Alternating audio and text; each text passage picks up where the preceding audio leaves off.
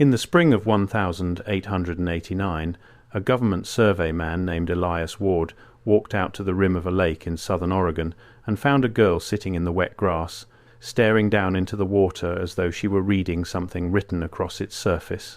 She could not have been more than 11 years old. Her dress was cut from a pale, smooth fabric that nobody in the survey camp could name, and it was clean. That last detail is the one that kept Ward awake for the rest of his life, because the nearest settlement was 2 days' ride to the west, and the trail between was nothing but mud, meltwater, and deadfall. A child could not have crossed it, and yet there she was, dry and unhurt, at the edge of a hole in the world nearly 2,000 feet deep. When Ward knelt beside her and asked how she had come to be there, alone, she did not answer his question. She asked one of her own. She turned to him and, in a voice he later described as far too steady for a child lost in the wilderness, she said, "Where did the trees go?" Ward looked around him. There were trees everywhere. Pine and hemlock and fir crowded the slopes on every side, thick and green. I have to pause here for a second, because what I just described, that is one case from a much larger pattern. There are 35 documented cases in a document I put together. Different cities, different decades, different types of evidence. Every single one follows the same sequence: discovered, documented, acquired, disappeared. I could not fit all of it into a video. It's in the pinned comment below. Find it before we continue. Stretching unbroken to the horizon. He told her so. He pointed at them. And the girl looked at that forest the way a starving man looks at a painting of a feast, and she shook her head, and she said, "No, not those. The tall ones. The ones that held up the sky." That is where the official story ends, because the official story barely exists. There is no birth record for this girl. There is no name in any census that fits her. Within a week of being carried down the mountain, she was gone, taken by 2 men who arrived from Portland with papers that nobody in the camp was permitted to read. But Elias Ward kept a field journal, the way survey men did, and in that journal he wrote down what she said, and he underlined one line 3 separate times. The line was this: she kept asking why the mountains had been cut so flat, and who had done the cutting. Now, you can dismiss all of this as the fever dream of a lonely man on a cold mountain. People have. For more than 130 years, that is exactly what people have done. But I want you to sit with the girl's question for a moment before you throw it away, because it is a sharper question than the men who buried it ever wanted you to ask. Where did the trees go? Not the pines, not the firs, the tall ones, the ones that held up the sky.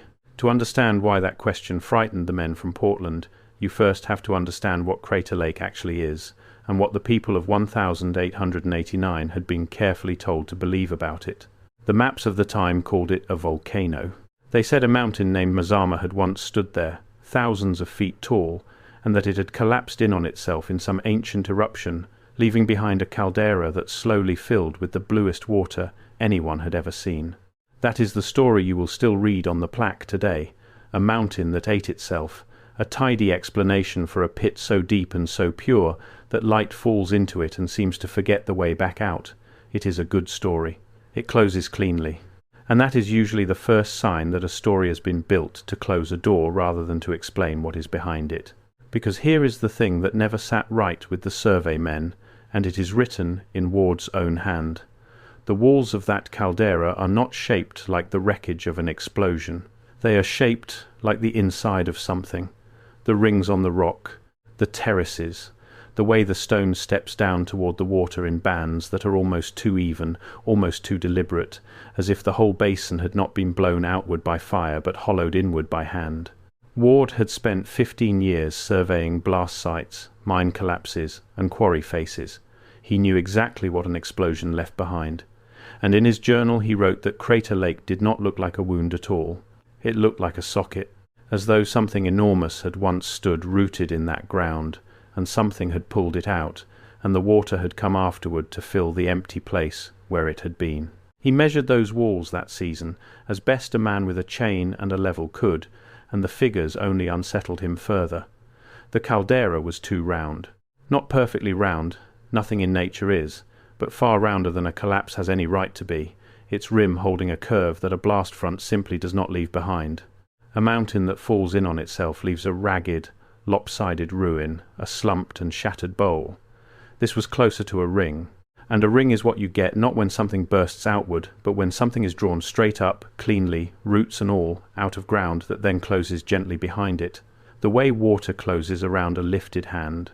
The girl looked into that socket, and she asked where the trees had gone.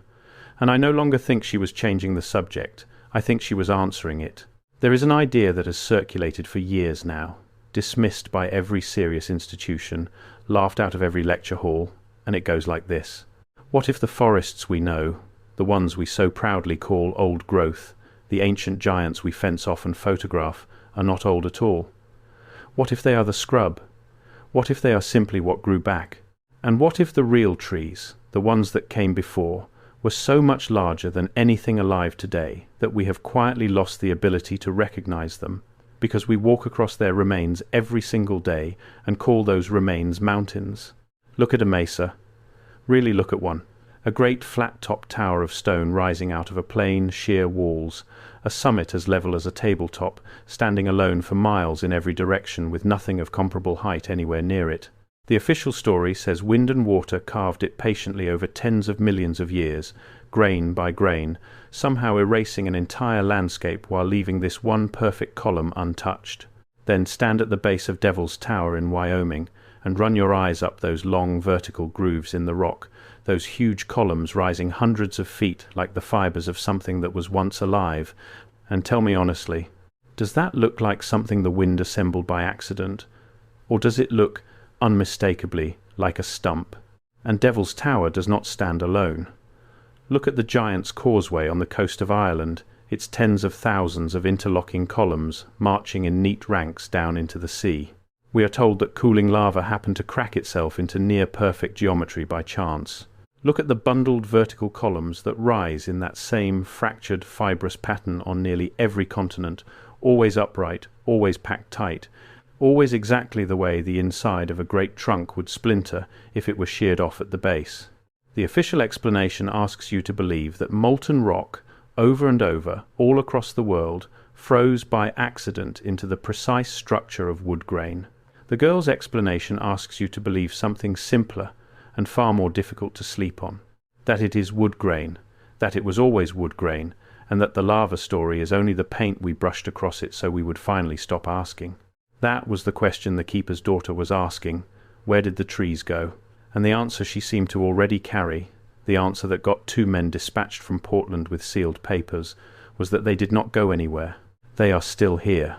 Something cut them down so long ago, and the stumps left behind were so impossibly vast that we raised our towns in their shadow and forgot they had ever been trees at all. Consider the scale for just a moment, because scale is where the mind rebels, and the rebellion is the point. The tallest tree alive today is a redwood in Northern California, a little over 380 feet. We treat it as a miracle. We put a rope around it and speak in hushed voices. Now imagine a tree not 300 feet tall but tens of thousands. Imagine a trunk so wide that when it finally came down, or was brought down, the stump it left was a plateau you could set an entire city upon. Imagine the growth rings of that stump weathering into terraces across the centuries.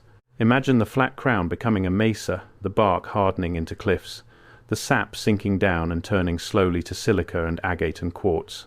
The very crystals we mine out of these formations and sell in shops without ever once stopping to ask why a mountain should be full of the same minerals you find sealed inside a living plant.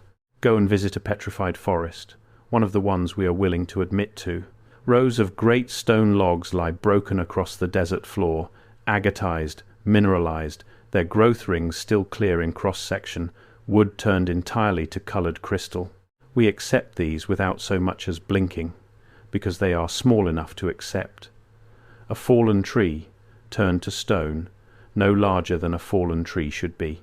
But if that process is real, and it plainly is, then the only remaining question is one of scale. If a single log can become a jewel, then what does a whole forest become? And if the trees really were as vast as the girl insisted, tall enough to hold up the sky itself, then what, exactly, have we been calling a mountain? You have been told the land is dead rock, inert, indifferent, older than meaning. The keeper's daughter was trying to tell a survey man in 1889 that the land is a graveyard, and that a very long time ago everyone had quietly agreed to forget whose graveyard it was. She stayed on that mountain for 6 days before the men came, and in those 6 days she talked. Ward wrote down as much as he could. She did not talk like a child who had wandered off from a wagon train. She talked like someone waking from a long sleep in a house that had been rearranged around her. She asked where the lights had gone, the ones that used to run along the ridges at night without any fire.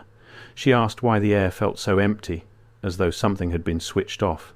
She described a city, she said, had stood at the water, with towers of white stone and copper, and she grew upset, not hysterical, but quietly, deeply upset, when Ward told her that no such city had ever existed there.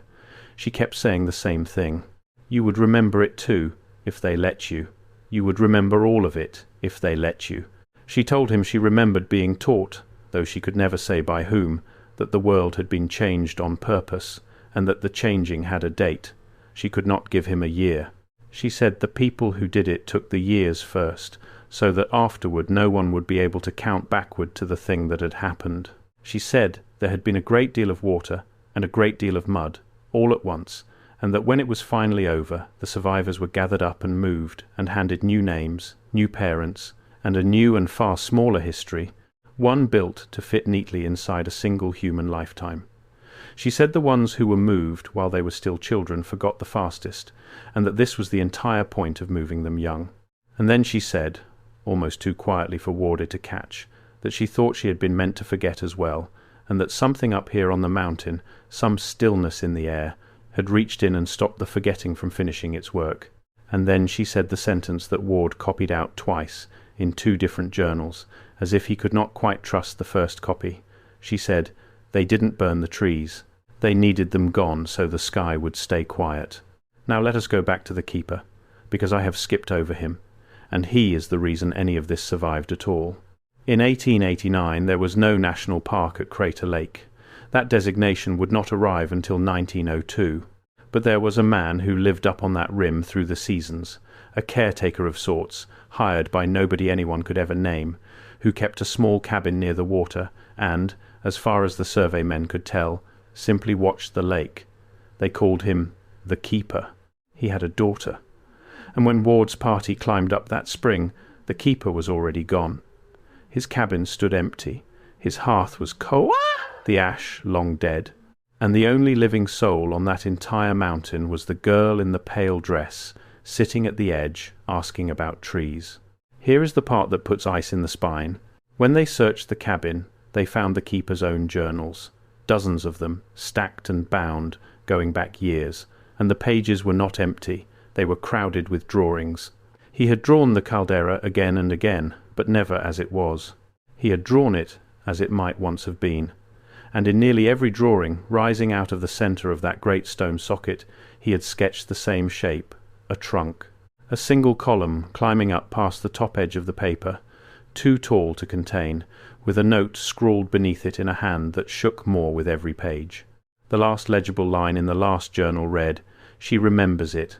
God help me, she remembers it, and now I am beginning to remember it as well." The 2 men who arrived from Portland took those journals. They took the girl. They tried to take Ward's field notes as well, but Ward had already copied the pages that mattered into a second small book, which he kept sewn into the lining of his coat. That hidden book is the only reason this account exists at all. Before I go further, that document in the pinned comment. If you have not found it yet, go there now, because everything I cover in these videos is one piece of a pattern that only becomes visible when you see all 35 cases together. The document shows you the full pattern. What I can show you here is the surface. What is down there is everything underneath it. Pinned comment, now, then come back. In it, he recorded that the 2 men never identified themselves by name. He wrote that they wore expensive, well-fitted suits, entirely wrong for the mountains, and that they asked precise, unhurried questions and were never once surprised by any answer they received, as though they had heard it all many times before. When Warday asked one of them plainly what agency or authority they represented, the man simply smiled and said they represented the arrangement. Then the two of them rode north down the trail with a child who belonged to neither of them, and from that day forward, neither the girl nor the keeper was ever seen, recorded, or spoken of again. The arrangement, Ward underlined that word too. If this were the only strange thing in the record, I would be willing to let it go. A lonely mountain, a missing caretaker, an unaccounted for child, a survey man slowly losing his grip on a cold and empty summit. But it is not the only strange thing. It fits into a pattern, and once you can see the pattern, it becomes very difficult to stop seeing it. Think about the great cities of the 19th century, and the buildings they supposedly raised in a matter of mere months. Think about the world's fairs, where entire gleaming cities of domes, colonnades, and impossible ornamental ironwork rose out of empty fields, dazzled millions of visitors, and were then demolished and burned within a single year. We are told these places were temporary, plaster over lath, staff and paint, built deliberately to be torn down. Now go and look at the surviving photographs. Study the depth of the stonework, the true scale of the domes, the vast electrified halls glowing like something out of a dream, a full generation before most ordinary homes contained a single working bulb. We are asked to believe that a society still moving by horse and cart designed and built all of this almost overnight, powered it by some means we have apparently since misplaced, and then knocked it all flat on purpose. Or they did not build it at all. They found it standing.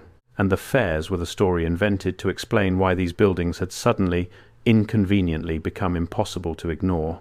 The largest of these fairs pulled tens of millions of people through its gates, more human beings than had ever gathered in one place on the continent, all of them coming to walk beneath buildings they had been assured would be gone by the following winter.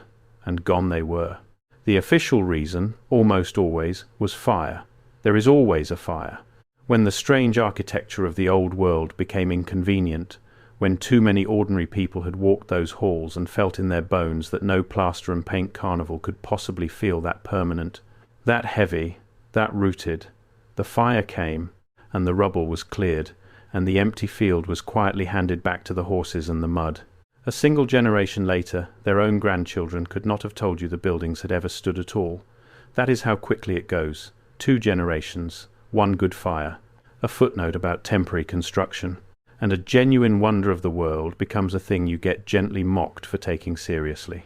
Think about the buildings in nearly every older town that have windows sunk halfway below the pavement, ground floors that now function only as basements, arched doorways buried under the dirt of a street that appears to have risen up around them. We are told the ground simply accumulated over time, that cities naturally grow taller across the centuries.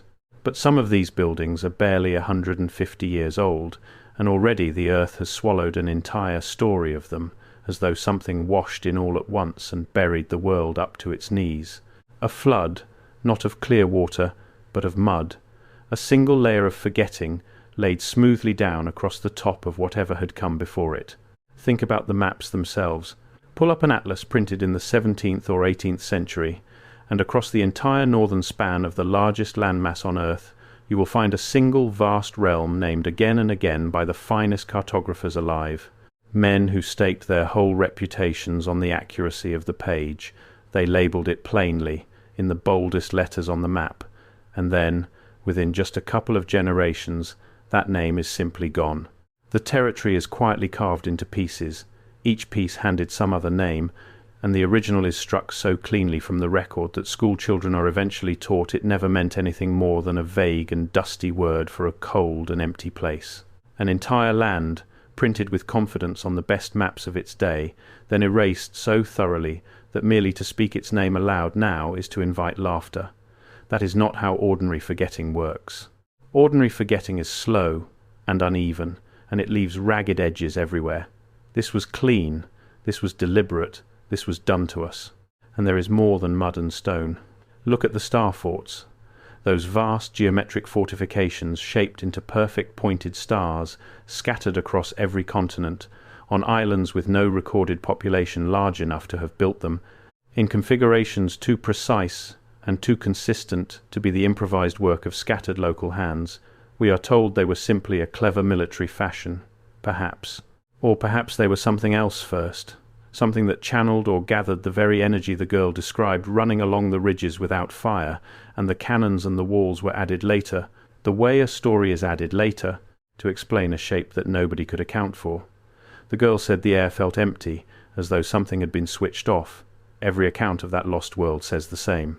That there was once power in the atmosphere itself, free and everywhere, and that at some point the sky went quiet, and the trees that had somehow held it all up were taken down so that it would stay that way. Ask yourself why anyone would ever want the sky kept quiet. A world lit and warmed and powered by the air itself, freely, everywhere, belonging to no one, would be a world almost impossible to charge admission to. You cannot meter what falls on every roof for nothing. You cannot sell what a child can pull down out of the open atmosphere with a coil and a length of wire. But cut down the towers that gathered it, fell the great trees the girl swore had held the entire system aloft, bury the forts that once focused it, and the current goes still. And into that new stillness you can run pipes, and lines, and meters, and monthly bills. The quiet sky is not an accident of history. It is a business model. And a business model is exactly the sort of thing a group of very well-dressed men might one day describe to a survey man on a cold mountain without ever once raising their voices as an arrangement, and then think, most of all, about the children. Across this very country, in exactly these same decades, the orphan trains rolled. They carried hundreds of thousands of children with no parents, no documents, and in so many recorded cases no memory whatsoever of where they had come from. We are told they were simply the poor of the crowded eastern slums. Some certainly were.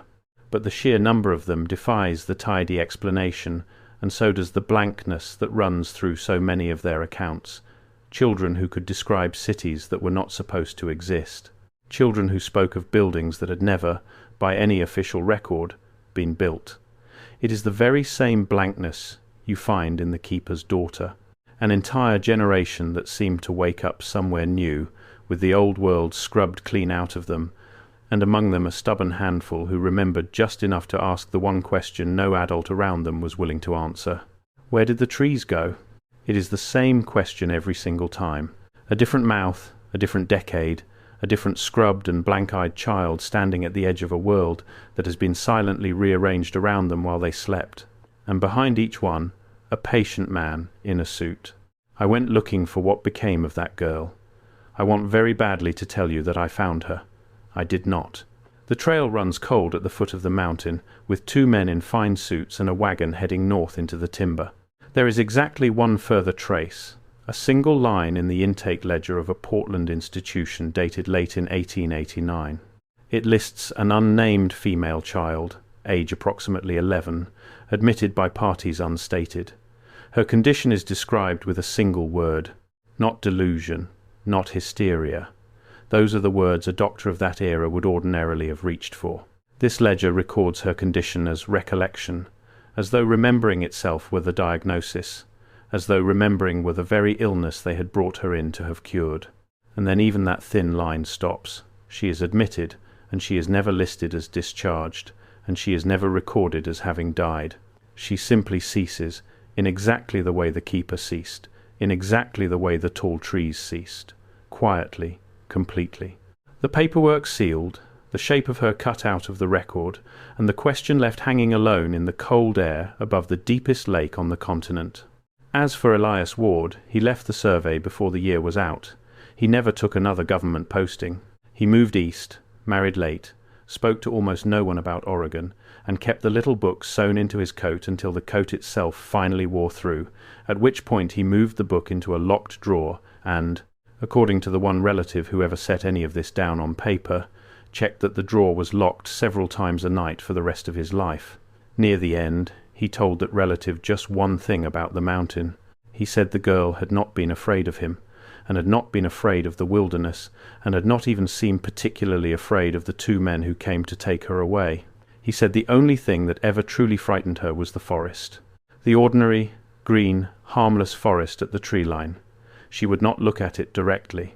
And when he finally asked her why, she told him that the small trees were watching to make sure the big ones stayed down. So let me leave you where the survey man was left, on the rim, at the first grey light of dawn, with a child sitting beside you who is looking out at a landscape you have been taught your entire life to call natural, and who is quietly, patiently, without any anger at all, trying to tell you that it is nothing of the kind, that the flat-crowned mountains were cut, that the deep blue lake is a socket, that the forest standing at your back is only the scrub that grew up over a graveyard, and that the real trees, the tall ones, the ones that held up the sky, were felled so long ago and so thoroughly that their stumps became the mountains you now name and map and photograph and hike across, without ever once pausing to wonder why the stone should remember the shape of wood. Maybe Elias Ward was simply an exhausted man who imagined a strange conversation on a bitter morning and then wrote it up into something far larger than it deserved to be. Maybe the keeper was mad, and his daughter was only a lost child, and the men from Portland were only doctors doing a grim job, and the ledger word recollection was nothing but a tired clerk's poor penmanship. Maybe every sunken building settled honestly on its own. Maybe every mesa really is only wind and patience and time. Maybe every blank-eyed orphan simply forgot, in the ordinary way that frightened children have always forgotten. Or maybe a small girl was found at the edge of the world in the spring of 1889, and she asked the single question that the whole arrangement had been so carefully built to prevent, and they took her away, not because she was confused, but because she was correct. We like to believe that the truth is loud, that if something this enormous had truly been taken from us, there would be a scream somewhere in the record, a scar too wide to miss. But the men in the good suits understood something that we keep forgetting. The most complete way to erase a thing is not to destroy every last trace of it.